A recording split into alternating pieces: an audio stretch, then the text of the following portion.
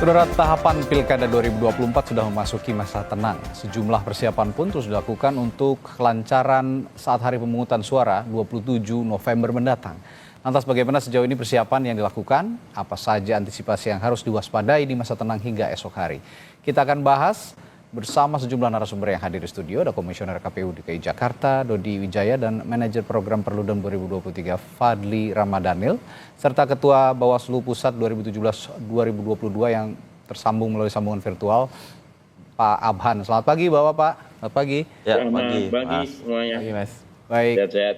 Ya, saya ke Pak Dodi dulu nih. Pak Dodi, kalau sekarang distribusi logistik kan akhir-akhir ini memang jadi sorotan krusial juga, terutama kalau sekarang udah masuk musim hujan nih. Ini kan pasti ada juga kendala lah beberapa, meskipun di Jakarta tidak setinggi yang di daerah begitu ya, potensi kerentanan untuk distribusi logistik ini, tapi ada pemetaan khusus untuk distribusi logistik di Jakarta, bagaimana kira-kira? Ya, tentu kami di DKI Jakarta akan memprioritaskan pengiriman logistik sesuai dengan standar operasional prosedur adalah pada tempat yang terjauh dulu, Mas. Nah, salah satu yang terjauh adalah di Kepulauan Seribu ya? Di Pulau Sabira, itu kami prioritaskan. H-2 ini sudah mulai pengiriman. Khusus Pulau Seribu, kalau hari ini cuacanya bagus, kita akan kirimkan H-2 untuk mengantisipasi kalau nanti H-1 justru cuacanya kurang bagus. Jadi kami dahulukan di Kepulauan Seribu, selanjutnya di kecamatan-kecamatan lain, nanti di H-1 atau 26 November besok. Seperti itu. Itu berarti yang terjauh dulu di Pulau Seribu. Ya, ini kalau Pulau Seribu tantangannya biasanya gelombang tinggi segala macamnya kalau laut. Nah, selain tantangan cuaca, ada kendala lain nggak, Pak? Kira-kira? Sejauh ini tidak ada kendala ya, kekurangan logistik sudah terpenuhi semua. Kemudian sudah disegel kotaknya, tinggal distribusi. Tentu kami memastikan distribusinya juga aman, tidak terkena hujan kalau memang situasinya kondisi hujan, dengan pengiriman atau ekspedisi yang tertutup, misalnya ada terpalnya, kemudian dikawal oleh petugas kepolisian sampai ke dalam lokasi dan sebagainya, seperti itu, Mas. Oke, ini juga Jakarta ini waktu pas Pilpres kemarin juga kan tergenang banjir beberapa TPS-nya ya? Ya. Di Pilkada serentak ini juga ada potensi itu ya, berarti karena ini masuki musim penghujan juga. Betul, rilis BMKG terbaru tanggal 22 sampai 28 November ini diproyeksi akan hujan sedang sampai dengan lebat. Nah, jadi kami langsung berkoordinasi dengan Pemprov DKI Jakarta di Jumat yang lalu, rapat pimpinan dengan Pemprov DKI Jakarta. Hasilnya positif dengan BPBD, dengan pemerintah provinsi. Salah satu yang akan kita upayakan selain antisipasi atau mitigasi dalam bentuk pompa mobile, perahu karet, itu juga kami siapkan. Kami sudah bersurat ke Pemprov untuk minta teknologi modifikasi cuaca atau TMC. Kalau itu disetujui, nanti akan ada modifikasi cuaca yang kita berharap pada hari H tidak terjadi hujan lebat seperti itu. Ini ya tantangannya kalau di Jakarta memang banjir tuh nggak bisa dikesampingkan juga. Ini yang jadi sorotan. Selain juga nanti kita akan bahas apakah di Jakarta ini ada potensi konflik horizontal atau tidak. Tapi saya ke Pak Abhan dulu sebelum ke Mas Fadli saya. Pak Abhan, Anda sebagai orang yang pernah duduk di Bawaslu sebagai pengawas pemilu begitu. Sejauh ini melihat distribusi logistik, persiapan segala macamnya ya, bukan hanya di Jakarta tapi secara umum di seluruh Indonesia untuk Pilkada serentak, apakah ada harus ada perbedaan penanganan atau biasanya disama-samakan saja dengan pemilu yang reguler, pemilu presiden atau juga legislatif, Pak Abhan? Oke. Terima kasih, Mas. Jadi menurut saya bahwa kita kan baru saja berpemilu tanggal 14 Februari kemarin. Saya kira ini penyelenggara mestinya akan lebih siap terkait dengan soal distribusi logistik ya. Karena saya kira bahwa apa yang kemarin di 14 Februari 2024 soal pileg pemilu nasional ini bisa menjadi catatan apa-apa yang kurang dari logistik dan sebagainya, maka harus dimitigasi di dalam penyelenggaraan pemungutan suara di pilkada ini. Menurut saya bahwa logistik di pilkada ini lebih ringan daripada di pemilu presiden, wakil presiden dan pileg DPD kan. Karena bahwa jenis macam surat suaranya juga lebih simpel daripada pemilu nasional kemarin ya.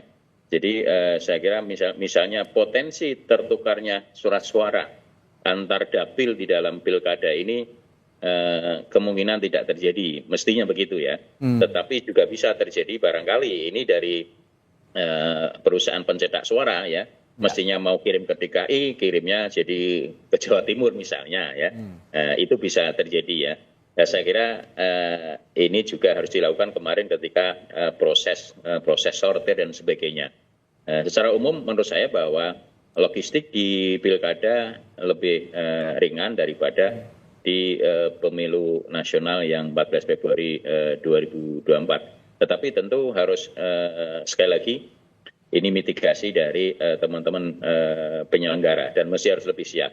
Apalagi memang kondisinya memang secara alam hari ini memang beda dengan pada tanggal 14 Februari kemarin di pemilu nasional ya. Karena saat ini memang tadi disampaikan kondisinya adalah memang musim hujan dan sebagainya. Ya.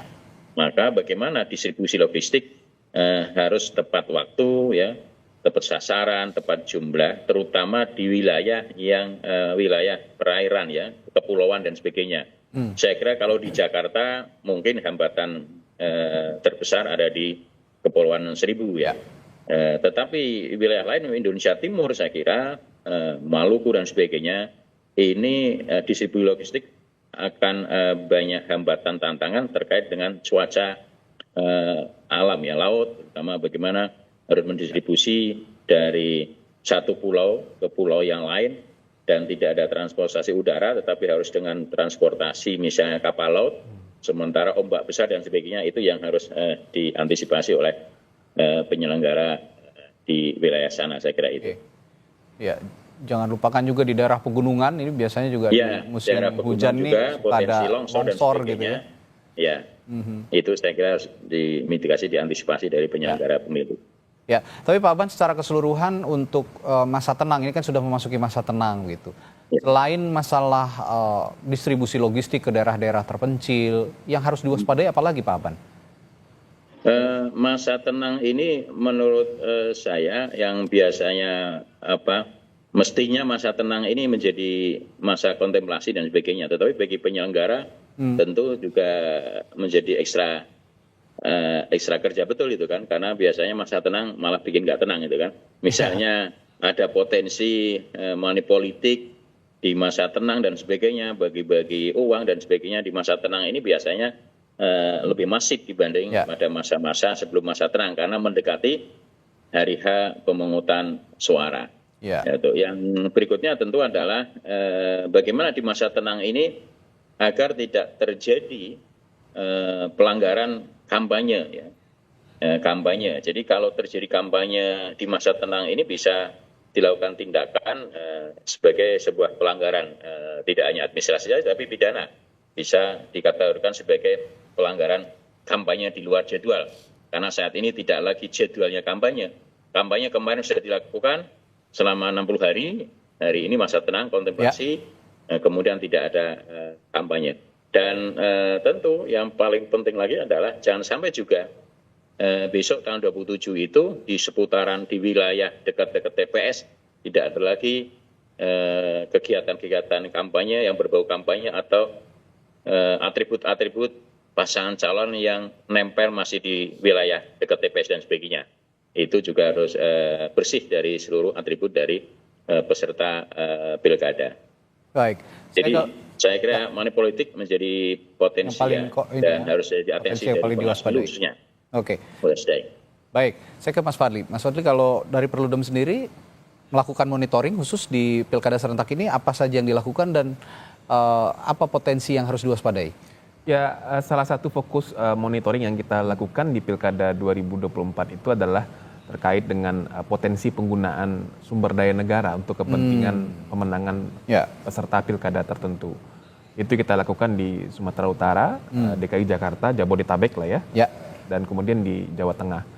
Dan ini memang menjadi salah satu kerentanan dan kerawanan yang sangat krusial kalau kita bandingkan dengan pemilu nasional 2024 yang lalu. Dan kita khawatir betul kalau apa yang dilakukan di pemilu nasional yang lalu jadi semacam template ya untuk melakukan kecurangan dan manipulasi di Pilkada 2024. Oke. Dan beberapa temuan-temuannya memang sudah terjadi. Mobilisasi aparat birokrasi, mobilisasi aparat desa, mobilisasi aparat di level paling rendah yang dekat dengan pemilih itu terjadi. Dan kita memang mendesak teman-teman Bawaslu untuk merespon ini dalam kerangka penegakan hukum, sehingga pelanggaran-pelanggaran yang terjadi dalam penyelenggaraan pilkada itu sekecil apapun, termasuk juga pelanggaran yang serius ya, itu tidak dibiarkan berlalu begitu saja. Mesti ada respon dari institusi yang diberikan kewenangan, diberikan mandat untuk melakukan pengawasan dan penegakan hukum. Sejauh ini Bawaslu-nya masih mandek berarti untuk penindakan yang Anda monitor tadi ternyata sudah ada. Menurut saya iya. Terjadi. Karena misalnya beberapa contoh ya, ketika ada dugaan pelanggaran kampanye, aktivitas kampanye yang dilakukan di beberapa wilayah itu, kita belum melihat ya keseriusan dalam proses penegakan hukum. Soal potensi yang paling rentan itu kan sebetulnya soal keterlibatan pejabat negara yang kemudian memberikan dukungan kepada peserta pilkada tertentu, itu kan akan berdampak kepada tidak equalnya persaingan. Aktivitas kampanye menjadi tidak seimbang karena ada kandidat yang disokong oleh pejabat negara dengan resource, dengan akses yang luar biasa. Ada kontestan pilkada yang memang tidak disokong dan didukung oleh pejabat negara. Nah, proses penegakan hukum harusnya membuat ini bisa jadi lebih seimbang. Pengawasan yang lebih serius ya. Kalau ada pelanggaran dia mesti ditindak gitu. Nah, ini yang kita dorong kepada teman-teman Bawaslu di semua level, karena pilkadanya tinggal 2 hari lagi ya. Besok sudah hari Selasa, pemungutan suara akan dilaksanakan di hari Rabu.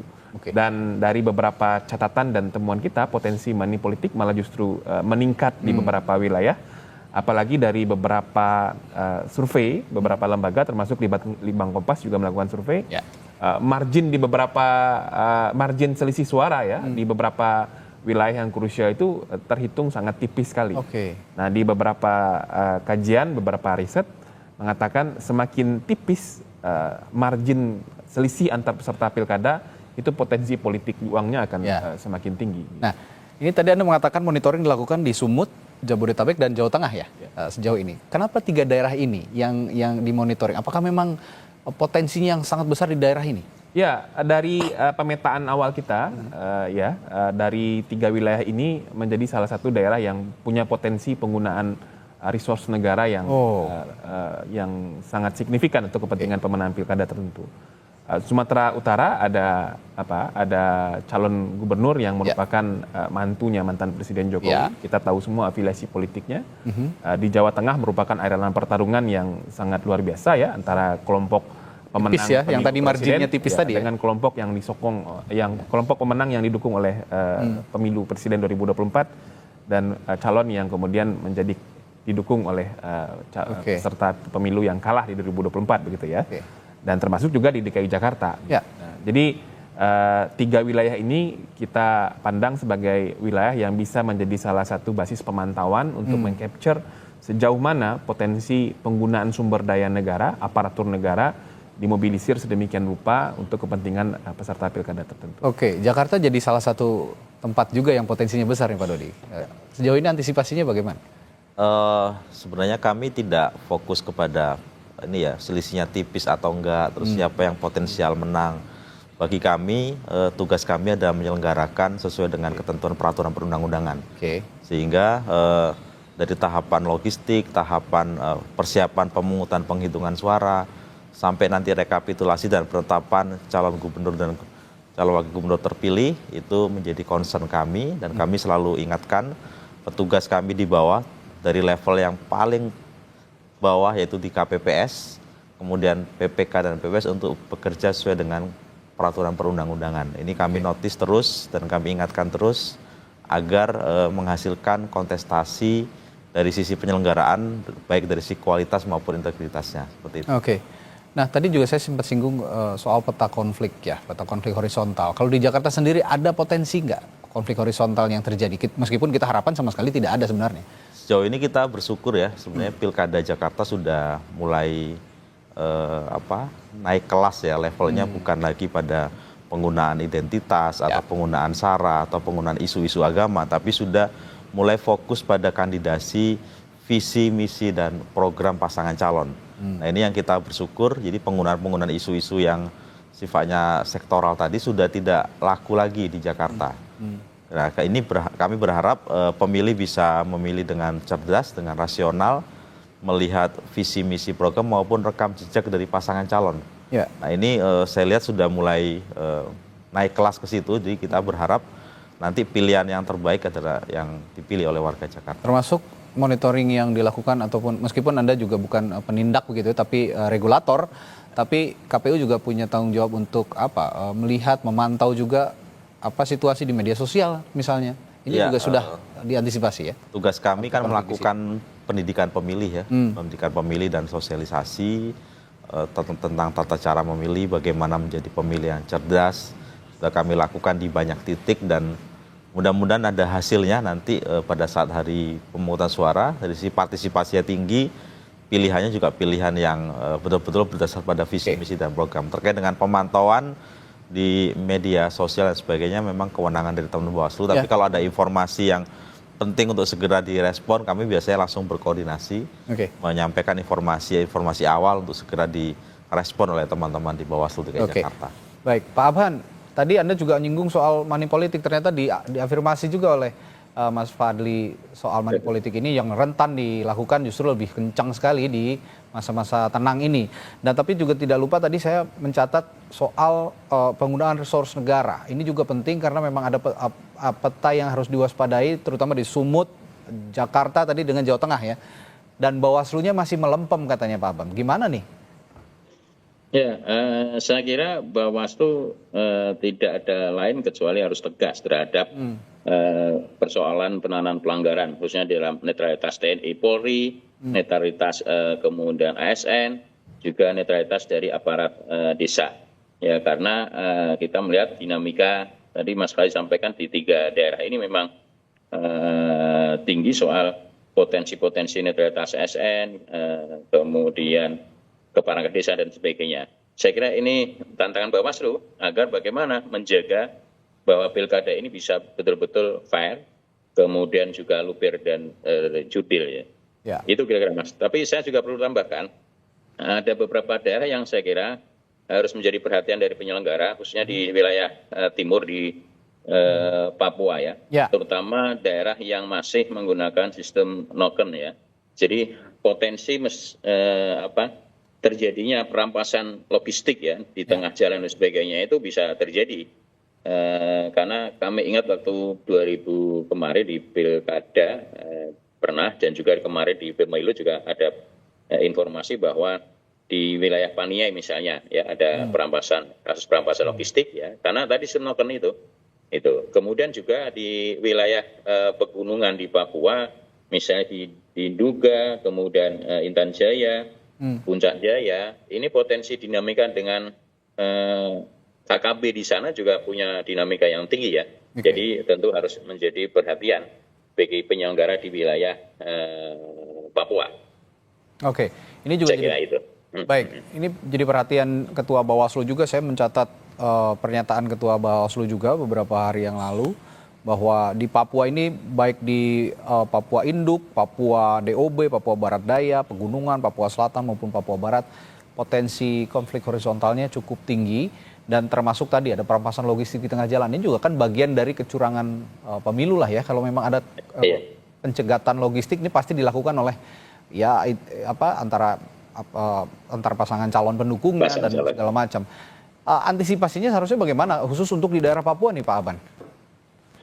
Ya, penyelenggara tentu harus koordinasi dengan stakeholder ya, terutama dengan aparat keamanan agar bagaimana logistik ya bisa dikawal betul sampai pada wilayah di TPS masing-masing di daerahnya itu ya. Jangan sampai ini kemudian logistik tadi kejadian dirampas di tengah jalan. Karena nanti sistem noken itu akan bisa menentukan itu potensi bisa menguasai surat suara lebih banyak. Bisa potensi menangan gitu.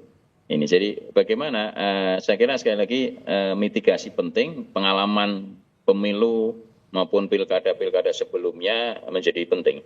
Saya kira kita kan punya pengalaman pilkada serentak ini panjang sejak tahun 2015, 2017, 2018 dan terakhir masa Covid 2020 ya. meskipun bahwa memang waktu itu tidak keseluruhan, dibagi-bagi 2015 berapa daerah, 2017 berapa daerah, dan 2018 berapa daerah, dan 2020 berapa daerah. Tetapi saya kira hampir sama ya, karena juga undang-undangnya sama, tinggal soal frekuensi penyelenggaraan yang berbeda karena jumlahnya juga tidak keserentakan seperti tahun 2024 ini. Jadi saya kira kuncinya bagaimana penyelenggara KPU di dalam mendistribusi logistik ini bisa tepat waktu, ya, tepat sasaran, dan sampai pada tujuan. Jangan sampai ada perampasan di tengah-tengah jalan ya, sebelum masuk di wilayah TPS yang bersangkutan. Baik. Setelah jeda nanti saya akan pastikan juga ke Mas Fadli bahwa apakah Perludem juga punya catatan khusus untuk wilayah Papua ini, karena perampasan logistik ini juga cukup bukan cukup, bahkan sangat harus diwaspadai dan harus diantisipasi. Apakah Bawaslu juga sudah punya koordinasi yang baik dengan aparat keamanan untuk mengantisipasi hal ini?